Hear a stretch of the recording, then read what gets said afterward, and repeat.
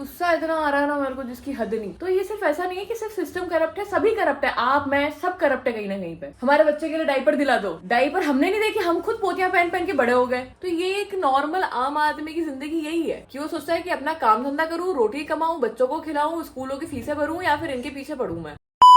तो नमस्कार दोस्तों, स्वागत है आपका हमारे आज और एक और नए व्लॉग में।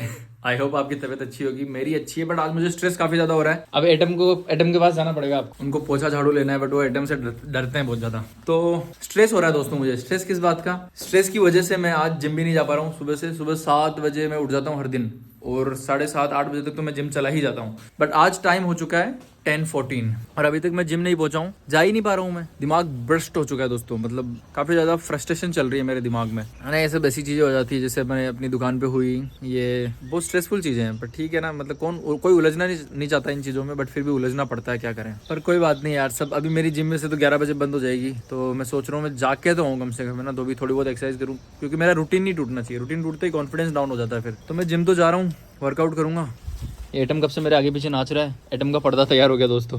तो जिम जाता हूँ, थोड़ा बहुत वर्कआउट करता हूँ। तो मैं जिम जा रहा था, चिया मुझे क्या बोल रही है, दिन तना क्या बोलना। मैं ये बोल रही हूँ कि सिर्फ और सिर्फ आधे घंटे जिम जाएगा, धिंदाना करना है क्या? इससे बड़े शाम को चले जाना ना, अभी कुछ और काम करो। मतलब अभी 10:30 बज रही है, 11 बजे का जिम बंद हो जाता है और अभी बोल रहे मैं जिम जा रहा हूँ। तो दोस्तों मैं भी यही सोच रहा हूँ कि अभी जिम जाके कोई मतलब है नहीं। आज शाम को ही जाऊंगा। अभी मैं काम करता हूँ ना, सबसे पहले मैं फ्रेशन अप होकर नहा धो लेता हूँ, फिर बढ़िया लेटर लेके आता हूँ, एक उस पर लिखता हूँ, लिफाफा लेके आता हूँ बढ़िया, उसमें पोस्ट करता हूँ कलेक्टर साहब को। इस चीज़ से छुटकारा पाता हूँ, मेरा दिमाग दुख चुका है बहुत ज़्यादा। फिर इंतजार करेंगे उनका, फिर उसके बाद आगे कभी कुछ एक्शन लेना होगा तो अपन बात करेंगे इस बारे में, क्योंकि सारी चीज़ अर्जेंट में मतलब होना पॉसिबल नहीं है अपने यहाँ पर मेरे ख्याल से। तो इस वजह से ज़्यादा कोशिश करनी भी नहीं चाहिए, अपन को लेटर लिख के देना चाहिए। कुछ रिप्लाई आता तो ठीक है, नहीं तो कुछ दिन बाद में और कुछ आगे स्टेप लेंगे अपन लोग, तो वो मैं आपके साथ तभी डिस्कस करूंगा। उससे पहले अपन इन सब चीज़ों के बारे में बात कम करेंगे, ठीक है। Let me get ready. दोस्तों देखो, बात कुछ ऐसी है कि इंसान काम धंधा लेके बैठा है, रोटी रोज खानी है उसको चैन का जीवन जीना है, उसको पीसफुल रहना है। ये ऐसे कुछ डिस्टर्बिंग एलिमेंट्स इस दुनिया में हैं जो आपको आगे पीछे परेशान करते रहता है। उस वजह से एक तो दिमाग खराब हो जाता है, सारा काम डिस्टर्ब हो जाता है। अगर आप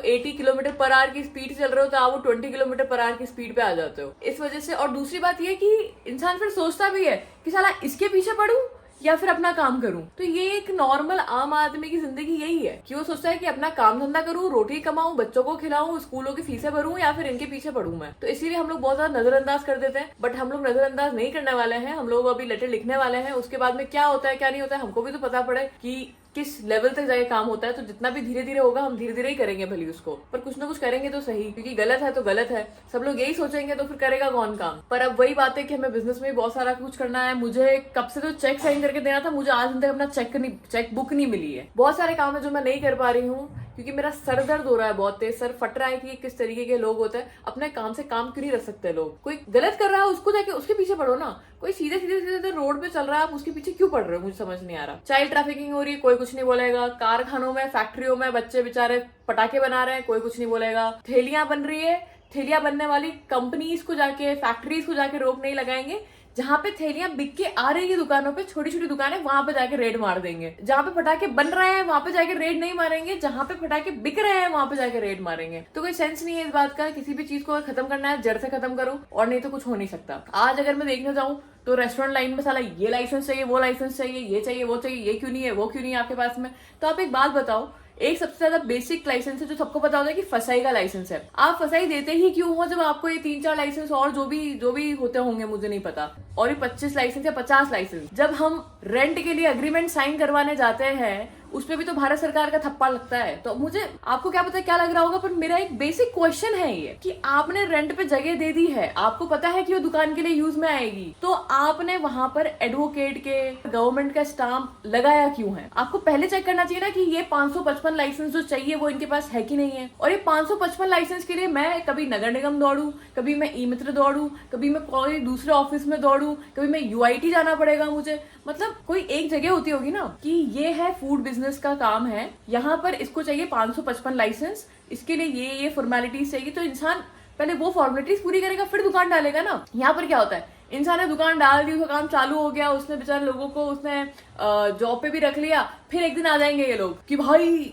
कैसे? अब हम बिजनेस कर रहे हैं, पहले हमको एडुकेट करो ना तुम लोग, पहले तो खुद एडुकेट हो जाओ। ये नहीं पता है कि 14 साल से ऊपर के बच्चों को काम पे रख सकते हैं अगर वो नॉन हजार्डियस वर्क है तो। ये इन गधों को खुद को पहले नहीं पता है और हमको आके ज्ञान दे रहे हैं पता नहीं किस बात का। कमेंट सेक्शन में कुछ लोग ये बोल रहे हैं कि आपको आधार कार्ड दिखा देना चाहिए। बहुत ही मिनिमम लोग हैं, मतलब मैं कह रही हूँ इक्के दुक्के लोग हैं, पर मैं उनकी सोच नहीं समझ पा रही हूँ कि आप लोग की सोच कैसी है। हमारे पास में आधार कार्ड है, पर मैं क्यों दिखाऊंगी किसी को आधार कार्ड? यार मेरे को क्या लेना देना, सामने वाला कौन है मुझे क्या पता। और इतना इंटिमिडेट कर दिया ना उन्होंने हमको, इतना हमारा दिमाग खराब हो गया। एकदम से 15-20 लोग आपके सामने आ जाएंगे यार कि कहाँ से आ गए, क्या हो गया, ऐसा क्या कर दिया हमने दुकान में, ओके और ये करो और वो करो और ये करो और वो करो। भैया हम लोग इस सो एंड सो कंपनी से, सो एंड सो एडमिनिस्ट्रेशन से हैं, हमें सो एंड सो काम है, आप हमें ये दिखा दीजिए, ये हमारा आईडी है, ये हमारे पास रिटर्न नोटिस है। एक तो बोलते हो आप लोग कि भाई रिटर्न नोटिस के अलावा आप किसी को भी आधार कार्ड दिखाओ ही मत, आपके पास में रिटर्न नोटिस होना चाहिए, अदरवाइज आप डॉक्यूमेंट नहीं दिखाओगे किसी को भी।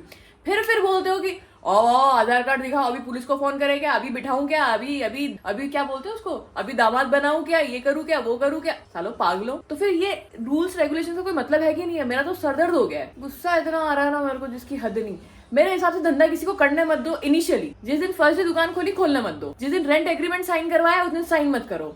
जिस दिन फसाई के लाइसेंस के लिए अप्लाई करवाया उस दिन अप्लाई को कैंसिल कर दो, तो किसी इंसान को समझ में आएगा ना। और वहाँ पे नीचे रीजंस लिखो। एक तो फसाई का लाइसेंस भी अगर किसी का कैंसिल होता है ना तो रीजंस नहीं देते साले, वो आते हैं 10 दिन बाद में, और वो भी छोटा सा कुछ दे देंगे कि ये वो उसका कोई पुख्ता आपको रीजन नहीं देंगे कि आपका लाइसेंस इसलिए कैंसिल हुआ है। तो तुम रीजन दे दो कि भाई ये आपको ये सो एंड सो लाइसेंसेस चाहिए थे। आगे आके तुम रेट तो मार दोगे, आगे आके तुम बोल तो दोगे कि ये लाइसेंस नहीं है, फलाना नहीं, ढिमकाना नहीं, जिसके नाम नहीं सुने होंगे बेचारे इंसान ने, क्योंकि तुमने बताया ही नहीं कभी। क्यों? पहले मुझे ये बताओ, रेंट एग्रीमेंट पे साइन करा कैसे एडवोकेट ने, कैसे उस पे स्टैम्प पे थप्पा लगा, मुझे बस ये जानना। सबसे बेसिक चीज तो यही है ना, क्योंकि अगर आपने दुकान ली है, आपने लिख दिया है कि हम सो एंड सो रीजन की दुकान ले रहे हैं, तो आपको पता है, तो फूड लाइसेंस क्यों नहीं मांगा उसमें हमारा? फिर फूड लाइसेंस बन गया तो फिर आप बोलेंगे ये लाइसेंस लाओ, वो लाइसेंस लाओ, वो 36 वाला लाइसेंस लेके आओ। तो फूड लाइसेंस क्या ऐसी की तैसी कराने के लिए दिया था क्या? मत देते कि हम आपको फूड लाइसेंस कैसे देते, आपके पास में ये so and so check box tick नहीं है आपके। तो देखो ये है ना पागल बनाने की चीजें हैं, ये लोगों का पैसा खाने की चीजें हैं, करप्शन कैसे पीक पे जाए, इन सब की चीजें हैं ये सारी चीजें। और आपको मैं बता दूं ना, ये जितनी भी चीजें होती है ना, ये गवर्नमेंट हल्ला किसका करती है? जिन चीजों की जरूरत नहीं, और जो चीजों की जरूरत है उसके बारे में एक आम इंसान को पता ही नहीं। तो भाई थोड़ा एजुकेट करो लोगों को, धंधा करने दो, देश को आगे बढ़ने दो, वरना घर तुम्हें जाता जाता दिखेगा भी नहीं कि कहाँ चला गया देश। गरीब नहीं है।